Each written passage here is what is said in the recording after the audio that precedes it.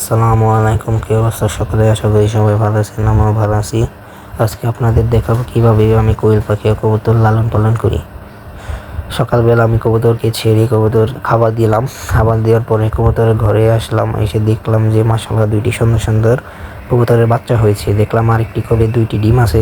এরপরে পাখিদের ঘরে এসে দেখলাম পাখিদের ঘর খুব নোংরা হয়ে গেছে। এর কারণে চিন্তা করলাম যে আজকে পরিষ্কার করব।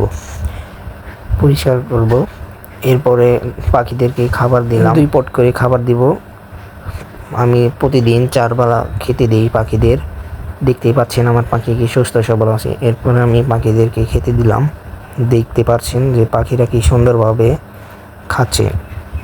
এদেরকে যত যত্ন নেবেন ততই এরা সুস্থ ভালো থাকবে। এদেরকে যত্ন না নিলে এরা অসুস্থ হয়ে পড়বে। এরপরে পাখির ডিমগুলোকে সংরক্ষণ করছি আমি এক জায়গায়।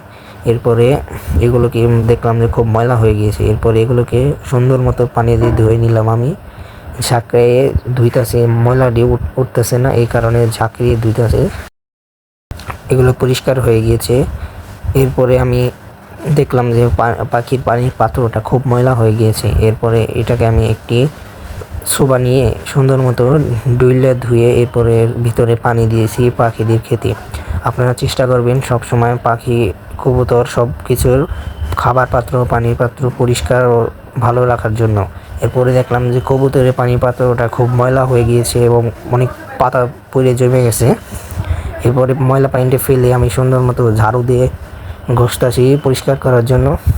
ঝাড়ু দিয়ে ঘষার পরে দেখলাম যে কাজ হইতেছে না, শিলিগুলো জমে গেছে, সেগুলো উঠতেছে না।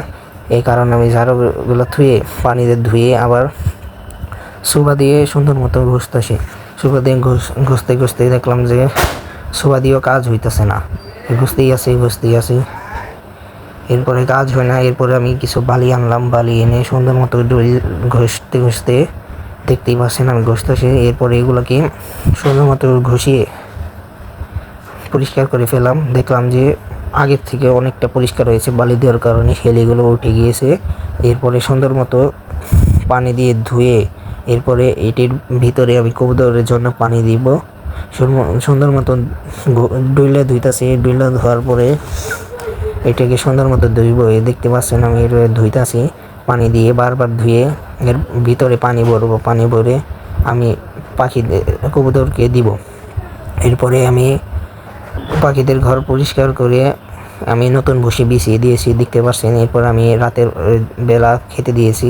এই খাবারটা কি সুন্দরভাবে ওরা খেতেছে। আগের থেকে ঘরটা কত সুন্দর দেখা যাচ্ছে। মাশাআল্লাহ, সবাই আমার পাখিদেরকে মাশাআল্লাহ বলবেন। আমার চ্যানেলটাকে সাবস্ক্রাইব ও লাইক করে যাবেন ইনশাআল্লাহ।